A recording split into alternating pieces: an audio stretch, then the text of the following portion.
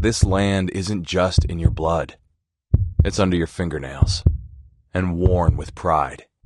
It's not a job. It's your livelihood. Here, overtime is all the time. But you wouldn't have it any other way. It's written into your DNA. It's what you thrive on. And while farming will never be easy, we can make it better. Introducing the Pioneer 100 series. Meaningfully different canola hybrids. It's time for RealAg Radio on Rural Radio Channel 147 on Sirius XM.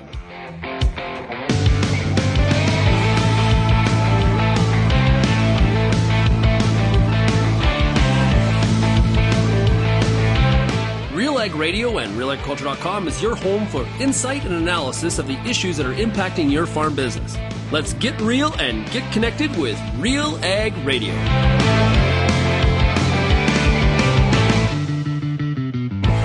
Welcome to RealAg Radio here on Rural Radio 147, Sirius XM. Shaun Haney, your host here on this Thursday edition of the show. Thanks so much, everybody, for making RealAg Radio and Rural Radio 147 a big part of your workday. And as always, big shout out as well to everybody listening out there on the RealAg Radio podcast. Well, it's the Farmer Rapid Fire today because it is Thursday. That's what we do on Thursdays. And today is brought to you by Pioneer 100 series. The highest yielding Pioneer brand canola hybrids ever. People, ever. This isn't just better canola, it's different canola. Contact your local Pioneer sales representative or visit pioneer.com/100 series to learn more. Big shout out to Pioneer Seeds Canada for being the sponsor of the Farmer Rapid Fire. We got a great lineup of guests today. And speaking of Pioneer, we've got Grace Jones coming out of Ontario. She is, I think she's from Port Stanley, Ontario. She is a sales agronomist with Pioneer Seeds out in that area, so we'll talk to her. We've also got Froebe out of Manitoba, Jake Leguee out of Saskatchewan, and Andrea Stroeve-Sawa out of Alberta, and Schill also. He's in Arthur, Ontario. So, great list. Some wily veterans of the show. This is Grace's first time, but everybody else, they're wily veterans. So looking forward to getting updates and finding out how everybody's making out there in the fields. If you have any feedback on today's show, you can send me an email, shaney@realagriculture.com, or you can always call the RealAg feedback line, 855-776-6147. We start off this week's Farmer Rapid Fire in Arthur, Ontario, and we're talking to Shaun Schill. Shaun, how are we making out today? Not too bad. Yourself, Shaun? Hey, pretty good. I heard you got rained out again. We're battling another little rain here today, and we just got ourselves going again yesterday, and the crew kind of made another good push here and got us closer to the finish line anyways, but looks like we're going to be shut down for a day or two again. Has this kind of been the story of spring, just stops and starts and chillier weather than you'd like to see? Well, I think for some parts of Ontario for sure, that's the way it's been. I know for us, the first half of May was actually really good in our area. We, the majority of growers in our area certainly got a lot of crop tucked into the ground. The back half of May, though, has been, on and off and cool. It's certainly slowed emergence, on the corn crop, and a lot of beans were already put in fairly early this May, and a lot of those beans are just starting to poke through now. So the cool back half of May and the cooler, damper weather has been, certainly hindering emergence and getting the last bits and pieces of crop in the ground too. So yeah, when you say last bits and pieces to get in the ground, how much you got left? I think majority of our area is probably almost done. Personally, myself, I think we have about 300 acres of beans as of right now to put in yet, and then we have about 600 acres of cranberries or edible beans to put in. And that ground, actually, we could have planted that ground several different times now, but we're really waiting on the forecast. We kind of want to, when you plant edibles, you kind of want to see them twice in 1 week kind of thing, where, you see them on the way down and then you see them come back up, within a week kind of.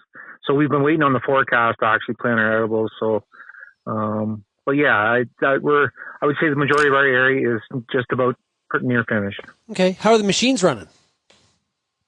Can't complain. Most of the machines have, we spent our winter doing what we wanted to make sure everything was tip top, and this spring actually we kind of decided after last spring we actually added some planting capacity too, which has helped out in these short spurts here where we can focus and put in a lot of fair bit of seed in decent conditions versus trying to fight conditions. What are you running for planters? We run 3 air drills, and so they mainly put in soybeans, cereals, canola, and then we have 2 big planters that are do the corn for sure, and we'll plant some of the edibles with corn with a planter and or air seeder depending on the situation. Yeah, you're kind of a great example of. We used to focus so much about planting progress and where we're not and where the averages are. Man, we can plant a lot of acres real fast nowadays. Yeah, and I think most growers are getting I'll just speak for myself. Like back, let's say 15 years ago, we kind of molded the acres around the planter, we fought conditions or we planted in conditions that maybe weren't so ideal because we knew that we had to get across so much stuff with what we had. And today we're kind of the opposite of that. We've in a way generalized or overpowered ourselves because we just noticed time and time again, every time that you get that perfect window, and if you can get that seed laid in that perfect condition, it pays. And we've just decided that, it's better to be over-equipped than under-equipped, especially when you have kind of springs like that we've had here. So, yeah, planting not a bad spot to be over-equipped, right? I would say so, yes, because you only get to do it once. You might have to do it twice, but to do it correctly, to do it well, and to get your best start, you only really get to do that once. And so it's a critical step of the whole year. It's your critical start. And for us, it's where we want to make sure that we are doing it right, because at the end of the day, everything that comes behind that, it's the stepping stone for the year. Yeah. Do you got all that stuff just totally rigged up with the latest and greatest in tech and that kind of stuff? Yeah, I love tech. I'm, my wife calls me a bit of a techie at times, and there's things that, the technology that we have now in farming is unbelievable. And then there's days of total frustration. An example would be, a brand new drill this year, basically brand new out of the box and landed in our yard. And, we had it out for a day and a half, and a control board, just wasn't sealed up properly, got wet, through transportation or whatever, and failed on us. And it was 3 days of waiting on that particular part. And I walk around the shop and, I tell everybody, it's like, we're waiting 3 days for a board, but back in the days of having chain drives, I would be able to go over to the hardware store, grab the chain that I need, and I would have been going by now, right? And technology is definitely advanced us on a lot of things, but at the same time, it can really drag you back. I find it sometimes too, right? So it's is there a type of technology or something that you were doing that you're not doing it anymore? Or is it more a case of just man, it's just frustrating when it doesn't work? It's more just frustrating when it doesn't work. And, technology, just not agriculture technology. You talk about tractor technology and even engine technology, right? It's not the simple days of just, the good old 5.9 Cummins where you used to be able to go out and adjust the fuel pump on your own. if something goes wrong on that, like you're calling somebody, you're not going out and you're not trying to diagnose and basically get yourself going until you can get somebody to come look at it. You're sitting there waiting on somebody that's got the skills to fix it for you. Yeah. How about the business of farming right now? How are you feeling about the year ahead?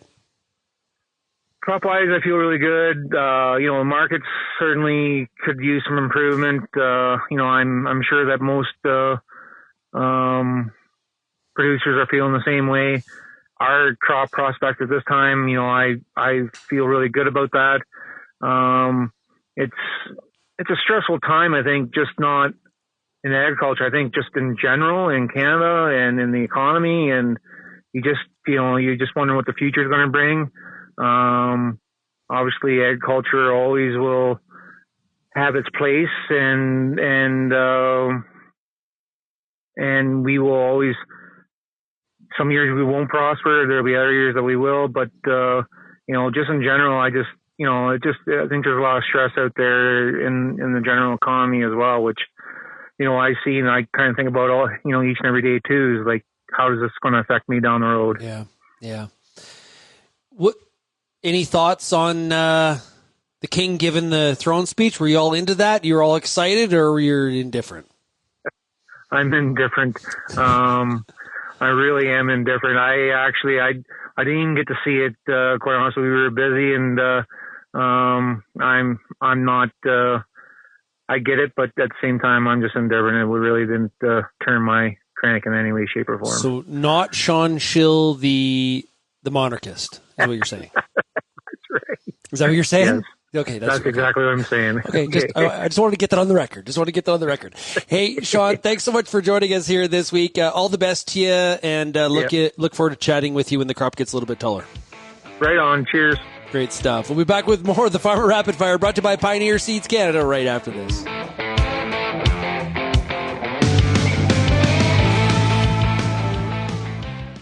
Time for a product spotlight with ATP Nutrition. Founder and CEO, Jared Chambers. The one thing that foliar should not be looked upon as is a way to fix a big problem that you're having. It needs to be built into your overall nutrient management plan. A lot of times the soil can't supply what the plant needs. This is where you have to put on a supplemental application to complement what you're already putting on in the soil. Sometimes we put on less nutrition we want for a wide variety of reasons, and foliars is a good way to top it up. Same concept is like starter fertilizer. What we're trying to do with a foliar, we call it a second opportunity of starter fertilizer. We want to give enough nutrition to the plant for 7 to 10 days. So let's put on the right amount, the right products, and the right ratios to feed that plant at that vegetative stage for 7 to 10 days. In-season nutrition on a regular basis to complement what they're doing in the soil. If you don't have a tissue test or soil test, then that's where we recommend a complete multi-nutrient product, like a relief product, to kind of get it right 80% of the time, because we know that's what the plant needs at that stage. Peter Johnson at WheatPete, RealAgriculture.com, and what an opportunity! Oh my gosh! You think you can't grow better wheat? You are absolutely wrong. We're going to show you how to strive for those record wheat yields that they get in the UK and in New Zealand. You can grow 150 bushel wheat. I'll show you how. Catch WheatPete's Word every Wednesday on RealAgriculture.com or download the podcast on iTunes or Spotify.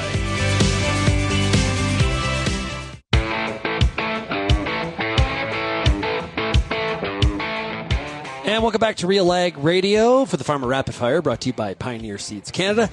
And we're going to go into Homewood, Manitoba, and we're talking to Murray Froebe. Murray, it is great to chat with you.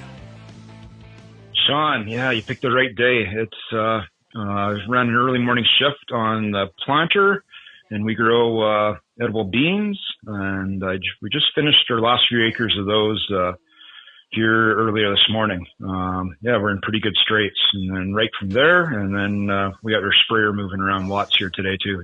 A beautiful day here in southern Manitoba in the Red River Valley. So Murray, I've known you for a long time. I can hear it in your voice. You're feeling pretty good right now. Things seem to like it's been a good spring for you.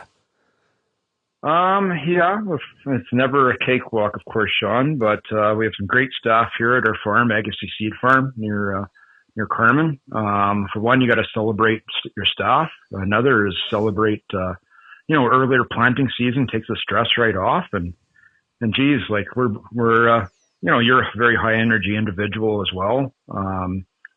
Start hoofing around some crops around here too. And I'm also, I think, our chief agronomist. And just, like I organized a sprayer here last night, and we were spraying some good looking cereal crops right now. So we're off to a pretty decent start. That's awesome to hear. Moisture feeling pretty good? We had a cold front that came in. I think it hit even you guys listening to some of the podcasts here, with you. And Wheat Pete really going on some good on some really good information pack on cold water inhibition. I'll relate on that later. But just a cold front came in, brought in the rain over the May long weekend. Sorry, campers. Yeah. I actually went fishing on the Sunday of the weekend, but the water was so mudded up from a couple inches of rain that my son and myself and a buddy just it wasn't much luck there. But it was time away from the farm and good quality family time. Yeah. But anyways, this cold front hit a lot of us and brought the needed rain and brought back really good straits for us to plant edible beans after we waited for the cold front to disappear. And we'd actually caught up the planting before then. I know a few guys that slammed their edible beans in just to put the planter away. And I'm just like, are you kidding me? And then listening to Wheat Pete's word, cold water inhibition, like we've seen it ourselves. We've been involved with soybeans here and edible beans for, soybeans were closing in on 30 years here. But yeah, it's real out here because our seed is so dry, and Pete really nailed it down on that water that first enters the seed. The drier the seed, the more consequences that water can have. Yeah, that cold water, right? And that it's why a lot of irrigation farmers don't like to irrigate up, because that first irrigation water is so cold. It's just brutal. I've never even thought about that, and hearing that from the Lethbridge boy, I've never even thought about that year. So yeah, that's very interesting. So you're running a seed farm. Our beans pop quicker. I bet our beans will pop even quicker than the guys that seeded before this cold front, because we're just able to scratch it in, inch and a half, inch. And now it's bright sunlight, and now we've got some mid-20s, high 20s, 30s even on the weekend here. Right, nice. Well, it is the end of May. It's got to warm up eventually. And we had some really warm temperatures about 3 weeks ago, and then it turned chilly. So it's kind of one of those years. It's kind of weird. But when the calendar kind of hits June, I think our expectation is we are warmer. We need to be. Well, the days are so long. It's quite the sunlight factory right now, when it's sunlight at even before 5 in the morning here, and away we can go. Yeah. From a marketing standpoint, we've seen some lift in some of these commodity prices, which I think is good to see. Yeah, exactly right. Maybe that's a bit of positives as well. We've suffered the doom and gloom of the tariffs, and who knows? But reality is, I can see wheat being politics here in the future, but there's a lot of milling oats grown in the area, and reality is Minneapolis and U.S. processors need our oats. So we'll see how that one survives, and as well as other commodities here. Nothing's ever for certain. We know that. We're in the world where markets can change so quickly with one person's word. As a seed grower, you got lots of customers coming into your yard. Give us the summary. What was kind of the outlook for farmers in your area regarding the 25 year ahead? I guess that we started off with fear. Well, not just kind of a little bit cold, and then it turned warmer. But during that cold period, you'd had kind of your early challengers that I'd say that could go, that would start seeding, even though it was a little bit on the cold side. And then it turned really warm shortly after, and they were really smiling lots. And then, so we had a whole progression of, and no major rain factors to really stall up seeding. So it was kind of just a constant, we never had it was a constant movement of seed out of this yard, and we didn't have that 3-day kind of window and the next rain event that I'm hearing people like Adam Pfeffer and and watch him on Twitter suffer in some of the parts of Ontario right now. We know all about that, guys, and the pressure you're under trying to put a crop in a small window before the next rain. Yeah, exactly. But hey, there's good parts of Western Canada that could definitely use some more moisture. Yeah, we're on the verge again too. Yeah. That's the thing. There's not a lot of subsoil, right? And so it's the rain's good, but it needs to keep on coming, and every 2 weeks would be nice. Well, exactly, and there is a bit of irrigation close to us too in the potato lands, and that's sure nice to have that management tool as well. You don't have potatoes, do you, Mer? We're right on we could on some of our Carmen ground, but no, that's a whole other factor of investment and activity. But we do work with seed on with some of the potato farms, and so, fun conversations at the hockey rink and ball diamond right now too. Yeah, it's oh man, it's interesting about the year ahead, because I think this is one of those years we're going through periods of like extreme pessimism to like a little bit more optimism. Kind of knowing your numbers is, I think this is really one of those years where it's kind of critical. So you have a really good handle and two hands on the steering wheel when it comes to the operation. I think this is one of those years where we see that the separation shows itself. Yeah, you're exactly right, Shaun. Just sticking to some of your rotation, but knowing your numbers of what that acre can produce, and looking for that value-added market as well. We're in the tighter margins, that's for sure. Do you use accounting software, farm management software at all, Murray, on your farm? Yes, we do. I guess one of our success stories this year just is we have our seed business. We have a great controller here as well. Nice. And just lots of input from different parties to help for management here at Agassiz. Now, this week, we saw something pretty significant, something we haven't seen since the 70s, Murray. King Charles delivered the speech from the throne. Do you think that was smart, or was it silly? It's part of tradition, I guess. So there's obviously some of the old monarchies monarchists that would like it. But yeah, knowing it's got a pretty leftist view of agriculture too in the UK, of friends in the UK. I'm kind of like, whatever. It's just another headline. Some of that was really held in check. Like he is in the past, King Charles III has had some pretty strong opinions when it comes to GMOs and things like that. Oh yeah. Yeah, you're exactly right.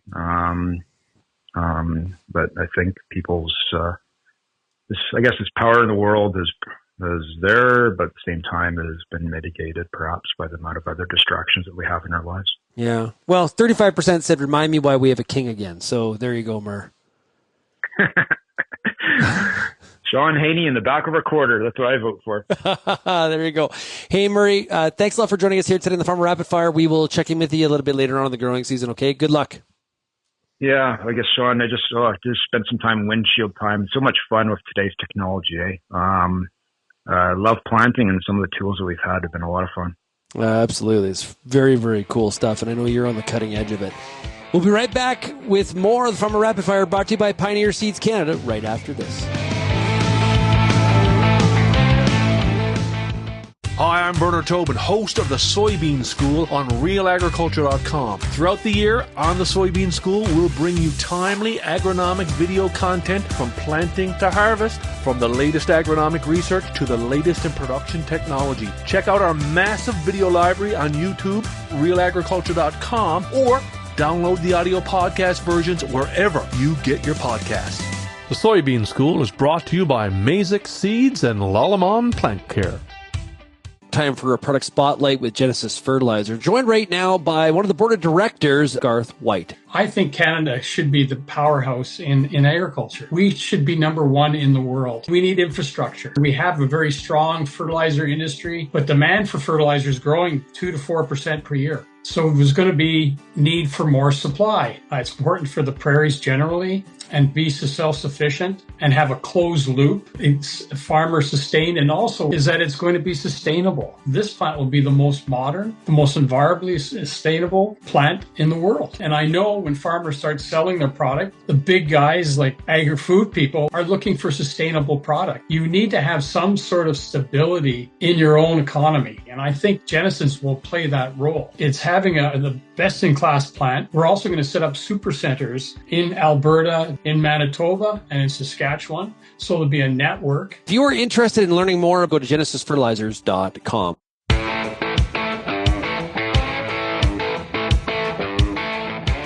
Farmer Rapid Fire is brought to you by Pioneer Seeds Canada. And up next, we're going to Fillmore, Saskatchewan. We're talking to Jake Leguee. Jake, how are we doing? Doing great, Shaun. How about you? Well, pretty good. What are you doing right now? I'm going back and forth in a sprayer right now.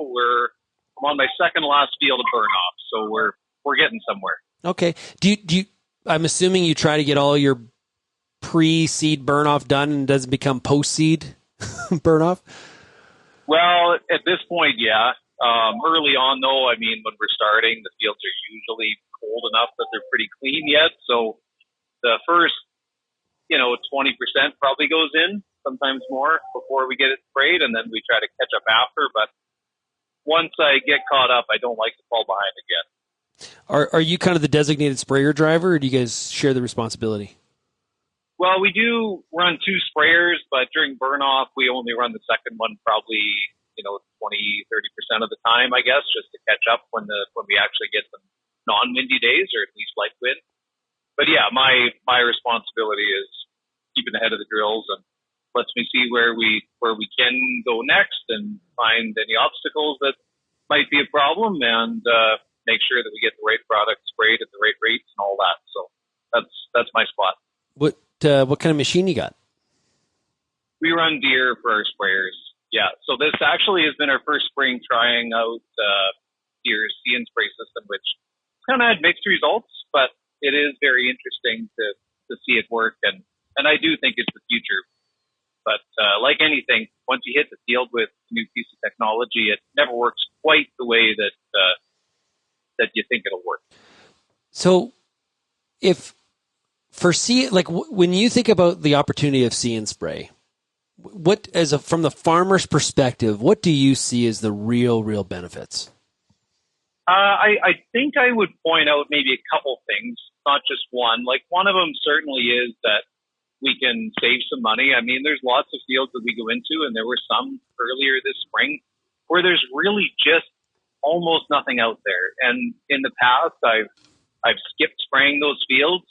Sometimes that's the right call. Sometimes there's a few patches of weeds that come up that you just didn't see when you were out there looking around on the quad, right?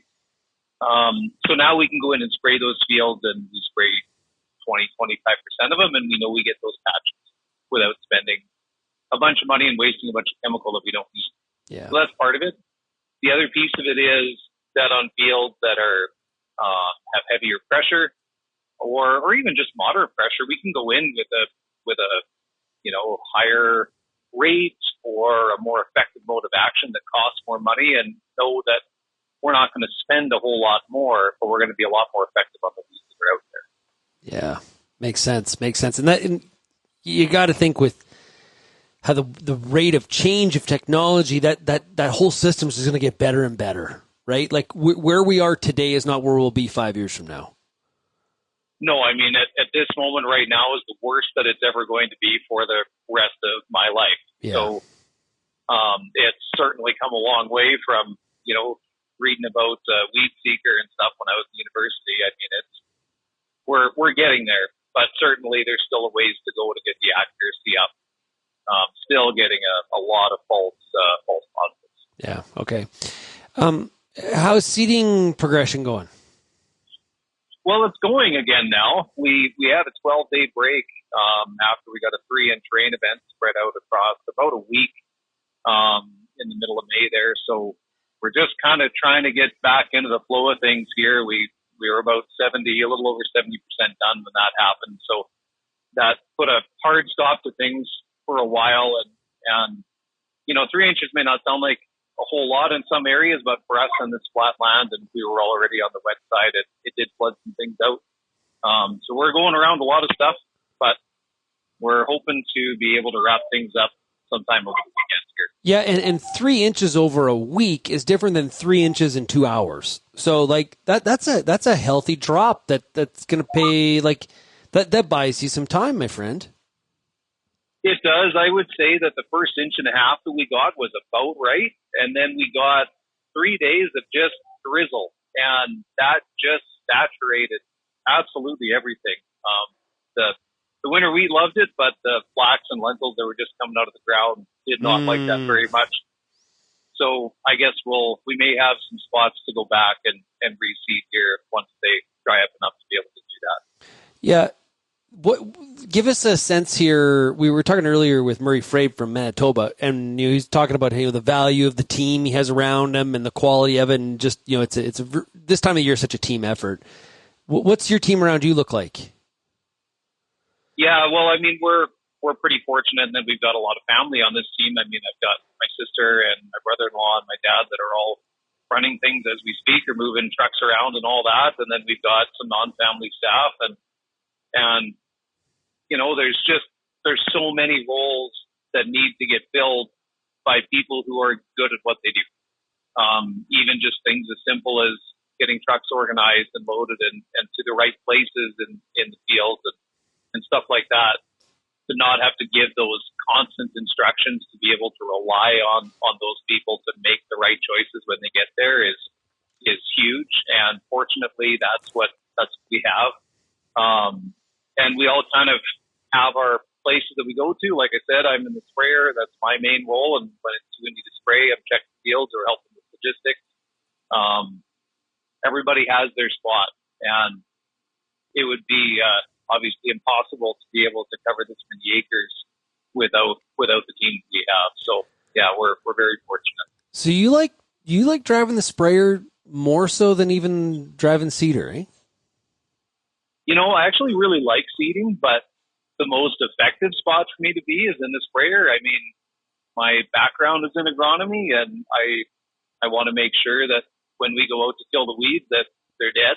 So that's where I like to be the most. And even though I do like seeding, being able to put a little bit of speed on helps the day go by a little faster sometimes. Well, I think they do call you heavy foot Leguee, don't they? You like to drive fast.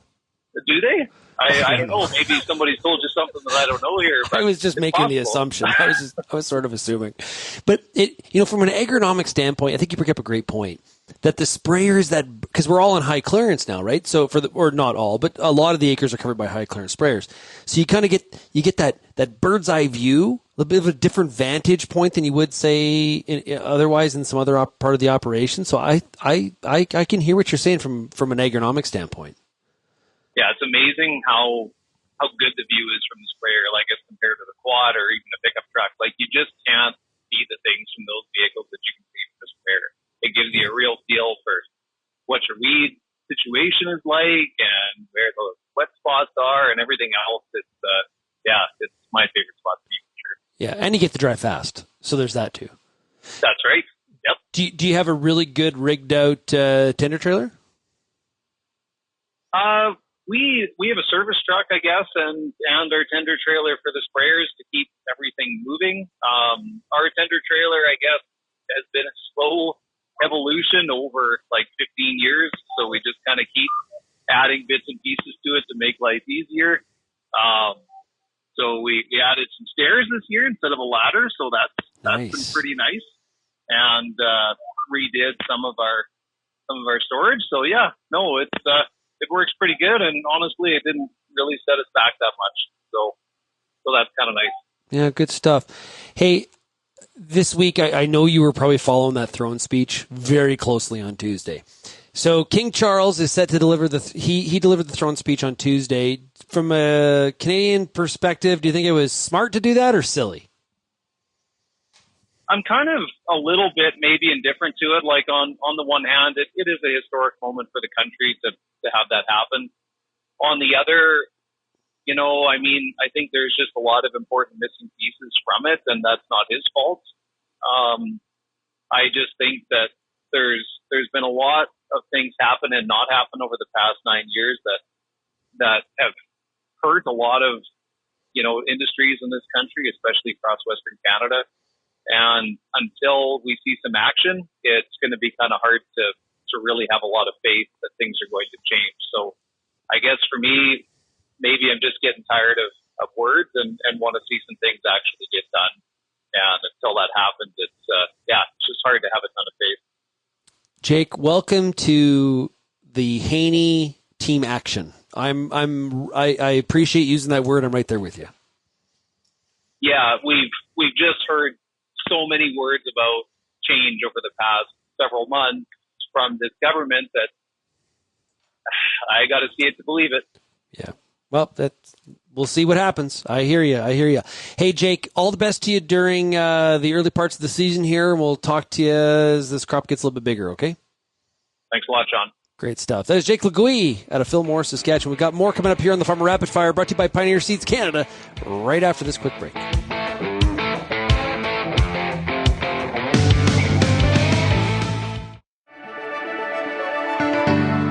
Built on over 100 years of seed innovation and unwavering commitment to farmers, Pioneer 100 Series canola hybrids deliver a step change in yield performance and agronomic traits. This isn't just better canola, it's different canola. Pioneer 100 Series. Contact your local Pioneer sales representative or visit pioneer.com/100 series to learn more today.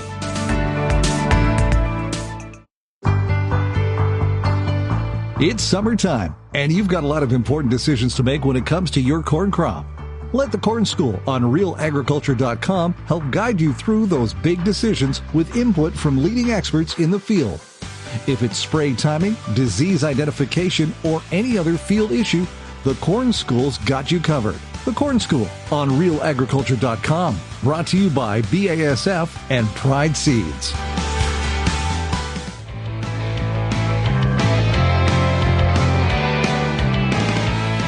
Up next for the Farmer Rapid Fire, brought to you by Pioneer Seeds Canada. We're going to, I'm not sure if it's Lethbridge or Tabor or where she is today, but it is Andrea Stroeve-Sawa. How are we doing today, Andrea? I'm good, Shaun. I'm in Tabor today. Hey, yeah. Before we get to the farming, I heard a little birdie. It said to me, you have your house for sale? Oh, my gosh. Yeah, I do. I'm going to put it up for sale like this week because I had a ginormous bull snake come in my yard through my fence. So yeah, my house is for sale. I'm moving out. I don't do snakes and I don't do mice, Shaun. You got that big dog. Didn't the dog just take it on? No, tail between its legs and ran away. I don't blame him. That was it. I don't blame him. Yeah. So what's going on the farm this week? Oh, well, we're trying to get all our cattle out onto grass. And so we had our last herd that was supposed to go out today. And they kind of partially went out, and then we had to do the walk of shame and bring them back in. So, so we had 2 herds out, and then we're going to wait another week and do some. We have to do some cattle handling, freshening up before those cattle go back out. Yeah. So you need to work on your cattle drive skills. Yeah. So those cattle, we were pretty sure the way they were acting, we were like, they need a lot of work, but we'll do it when we get them out there. But what happened was we got them out there, and if you don't have a brake and you don't have a steering wheel and you don't have any control, then you have a really hard time when you get them out. So that's kind of what happened today. Yeah. Are you on quads or horseback? We're on our feet, Shaun. What are we? Why not have horses? Well, we could have horses, and in this case, we maybe should have. But I always kind of feel like when we're for us, when I'm hiring employees and I don't have consistent employees, then if I add the mix of somebody and their horse, I can train a person, but I can't really train their horse. The relationship between the person and the horse has to be really good for them to be effective. And we have just such a focus on stockmanship that usually when I add the horse in, it just creates chaos. Well, so the right person on the right horse is great, but you get the right person and the wrong horse, or the wrong person and the wrong horse, and you're in big trouble. Well, that's weird. You never invited me and my horse. That's kind of strange. Could have helped you out. You know me. Weird, Shaun. Do you have pen checkers on horse or foot? Foot. Yeah, I think a lot. Yeah. Like, haven't a lot of feed yards kind of gone that way? Yeah, I think so. I think, like, for us, we just found that what we were running into was people coming on and trying to train a green horse in a pen of cattle. And we do a lot of calves and a lot of young animals, freshly weaned. And you just, like I said before, like, you just have to have the right person and the right horse. And if you get, I have no control of the horse that they bring into the yard. And so we just got to the point where we said, no more horses. And I love horses. I grew up riding horses. I have worked cattle on my horse. I drove cattle by myself when I was 12 years old on my buckskin mare. And that was in the old days when my dad sent me out there with this like giant cell phone, like, the old ones that were in a bag, and it was over my saddle horn. Yeah. And he's like, go get those cattle. Call me if you have trouble. So yeah, there I was with his giant cell phone over my saddle horn. But what I remember is like, it's what became frustrating was like the process of the horse, where as a crutch to like not do other things. Yeah. Right? Yeah. And it takes a lot of time, right? And so you're paying, it sounds bad, but you're paying a person to saddle their horse and get ready and get on the horse and go. And in some cases, it probably is more time effective to be on a horse because their yards are so big. But for us, like, our yard's pretty small. I'm only 5,000 head. So it just all the things kind of put together. It was like, no, this isn't going to work for us. What was the name of your buckskin horse? My buckskin horse's name was Kalo, which meant end of the road. It was supposed to be the last horse my mom ever bought, but I think she bought like 6 after that. But yeah, it was supposed to be the end of the road, the last one she ever bought, but it ended up being mine. Yeah. Huh. Yeah. Were you a barrel racer as a youth? No, I was not a barrel racer. You were not a barrel? I would have thought Andrea would be a barrel racer. Nope, never a barrel racer. No, I did a lot of competitive trail rides. And whoa! A competitive trail ride? What is a competitive trail ride?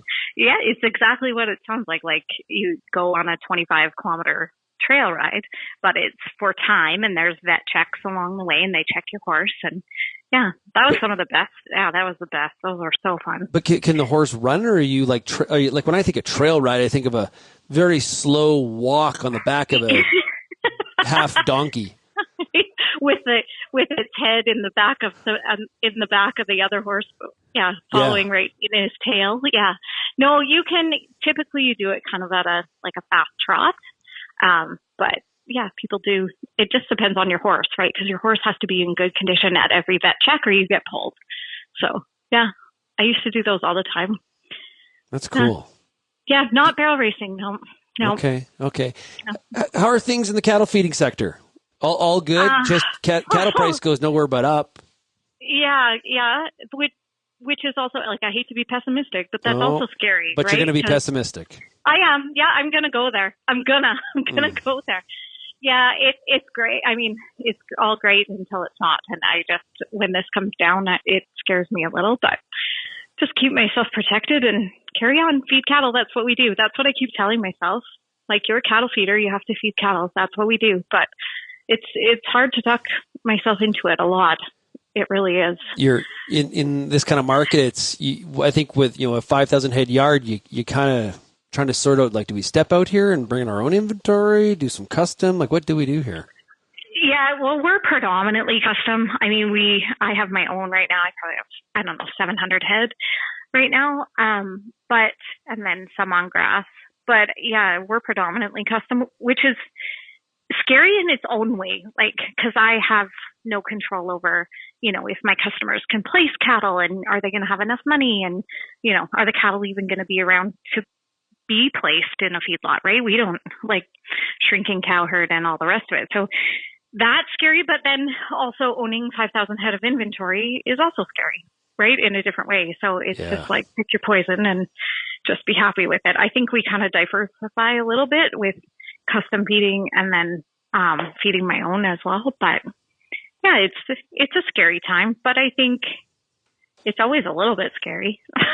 It's got to keep it interesting, I guess, or why would we do it? It's not boring. Opportunity, all that, scariness. Yeah. The unknowns, right? That provide some opportunity too.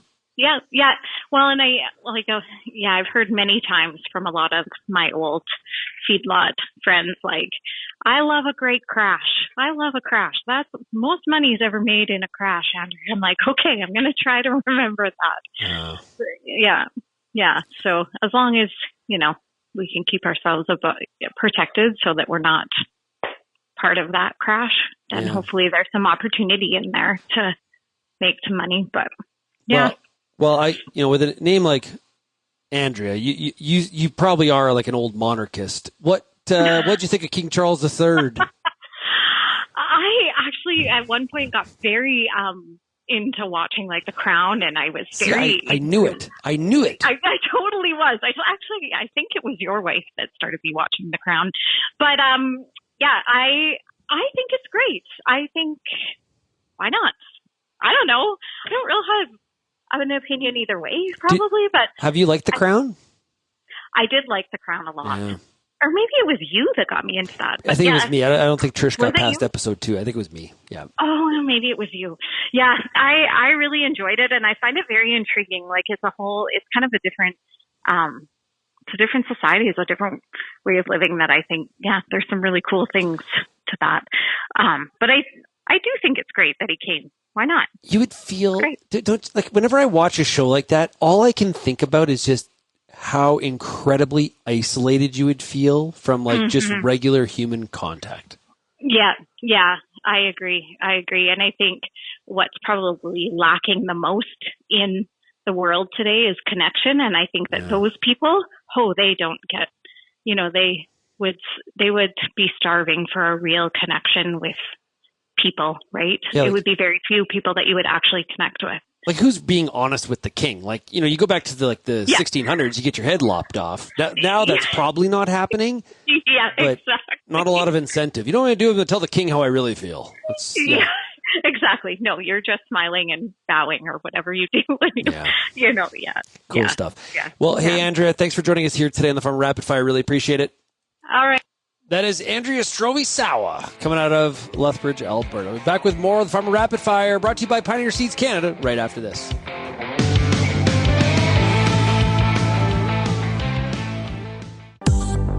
I'm Lindsay Smith from RealAgriculture.com. Join me Monday nights for The Agronomist, a 1-hour live and interactive show broadcast across YouTube, Facebook, and X. Monday nights at 8 p.m. Eastern, I host expert agronomists from all over the country to give you answers to some of the toughest agronomic questions. Join us live or catch the replay Tuesday morning. That's The Agronomist with me, Lindsay Smith, Monday nights live at 8 p.m. Eastern. How's your seed quality? What should you treat with? What about herbicide carryover and environmental concerns? Spring is here, and you've got a lot of things to think about in regards to your pulse crop. The Pulse School on Real Agriculture has information and advice for all these questions and more to help you navigate this season. Brought to you by BASF.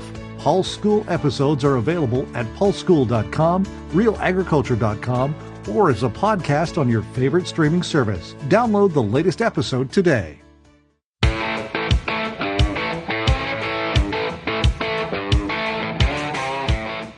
And welcome back to RealAg Radio here on Rural Radio 147 Sirius XM. Of course, the Farmer Rapid Fire is brought to you by Pioneer Seeds Canada. And joining us right now from Pioneer is sales agronomist in the Elgin and Oxford area of Ontario. In those two counties, it is Grace Jones. Grace, how are we doing?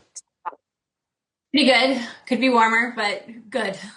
Yeah, the chilly weather out your way is definitely creating some agronomic challenges. Is that an easy, nice way to put it? I would say so. It's more in a lot of the areas. We got off to a really great start in the end of April, and there is some corn that's out of the ground. But right now there is some areas, especially on the clays across Ontario, that are still ground's not quite fit, and we're not getting enough consistent sunlight and warm days to help things dry up. And And so I'd say some of specifically corn out there just isn't looking maybe as bright and green as we're used to. A lot of yellower fields as we kind of go across the marketplace, and a lot of corn seed that's still sitting in the ground too. Yeah, and all situations are different, and variables can be a factor here. So it's not a blanket statement, but how long can that corn seed just sit in the ground, just kind of sitting there waiting? So, like, the faster it comes out of the ground, I would say would be the better. I do think you could probably have it in the ground for up to 3 weeks, but right now I know I'm seeing corn that's in there that's been in the ground for about a week, and it has germinated. We've only accumulated. I was checking out some of the GG 30-degree days, and I think we only got about 40 in the last. It takes about 100 to 150 to get the crop out of the ground. So we're just at risk for diseases, insect feeding, things like that, and especially a lot of the stuff that is sitting in clay right now, which means we're at risk of saturated soils. That's just going to crust over and make it harder to come up. So the sooner it can get out of the ground, the better, I would say. But yeah, the longer you're there, the more risks there are for that population to be sufficient. And if I do have corn under the ground and I'm seeing that yellowing, not a pretty dark green kind of look to it, is there anything I can do? How concerned do I need to be? What are your thoughts? I would say sit tight. In general, that's just kind of a condition of the weather. It's cool, it's damp, the crop is under stress. I would say, in my opinion, it's things that maybe we could avoid is we look into the future of the forecast. It looks like it's going to get a bit warmer. There are some things that we need to get done is weed control. So make sure if you are spraying any kind of weed control that you are, for us, for example, on a lot of the companies have hybrids. They can check on what kind of herbicide sensitivities and things are and things like that. If you have a hybrid that's a little more sensitive to a certain kind of herbicide, that might not be something you want to avoid to be doing until the temperatures warm up. But a lot of the herbicides we do have, so that are more crop safe, I would say. So I think people should get out there and spray for the vast majority with a lot of products. But yeah, I would say we're good to just if the corn's out of the ground, it's looking a little yellow, I think with a little bit of heat, that we're going to see that turnaround. We even saw that in the last 24 hours yesterday. A lot of stuff seemed to perk up. Yeah, sometimes we're very action-oriented people. Right. We see something that shouldn't be there or it's not ideal. We want to do something about it. Sometimes the best thing you can do is maybe just sort of walk away and come back tomorrow and look at it. Right. Time can be your friend. Yes, absolutely. And I think we're running into that now as we're having the conversations running out of fit ground. And how far do we push it? And the calendar obviously puts some pressure on us in those circumstances. But and even emergence is one of the most vital things to a high yielding corn crop. So let's not get too crazy and start mudding anything in, and making sure that soil conditions are there and we can adapt as we go. Oh, as someone that's selling seed, year round, and focused on that, like you are, seeing people try to mud stuff in, that just it make you itchy, give you a bit of the shivers. Absolutely. Yeah, especially on corn, having any replant discussions in a corn crop is always, it's a very difficult and emotional discussion. You leave in that wide open seed trench, you're just leaving that corn plant just out for the elements to help that be compromised. Your emergence is going to be uneven. You're going to be prone to injury from other things like herbicides and things like that. It's just, it's not the way to go. How is planting progress in the area?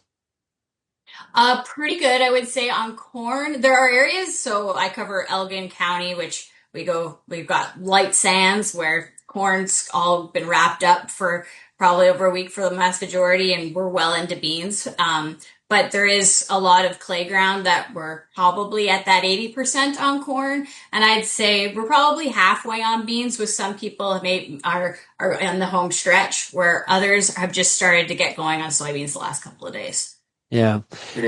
And we get that crop emerged, early weed control, that critical weed-free period, deal with it early. Yes, like the corn crops are so sensitive to weed interference. So that is definitely one thing that I definitely would prefer. That if you are going to get in there and get your weed control done, that would be great. Last year we had some really big challenges. You talk about wanting to get things done. And a lot of time things that weren't able to get done last year when we had a delayed spring in our area was burn downs got delayed really late, specifically on soybeans. And then when people got there, the weeds were very large, beyond the scope of a herbicide, really, when it comes down to it. So if you are looking for something to do, to keep an eye on, if you're focused on planting corn, but you don't have fit ground, don't keep in mind your soybean ground could definitely use some herbicide applications, and let's stay ahead of it this year. Yeah, great stuff. Hey, Grace, I really appreciate you joining us here today on the Farmer Rapid Fire. We'll talk to you a little bit later on in the growing season, okay? Okay, sounds great. Thank you. Awesome stuff. That is Grace Jones, sales agronomist for Pioneer Seeds out of Elgin in Oxford County in Ontario. Now, you don't need to wait to be invited to be a guest here on the Farmer Rapid Fire. You can just let us know. Send us an email, shaney@realagriculture.com, or the RealAg feedback line, 855-776-6147. Remember Pioneer 100 series, the highest yielding Pioneer brand canola hybrids ever. This isn't just better canola, it is different canola. Contact your local Pioneer sales representative or visit pioneer.com/100 series to learn more. Thanks, everybody, for getting real and getting connected with RealAg Radio. We'll chat again tomorrow. Cheers, everybody.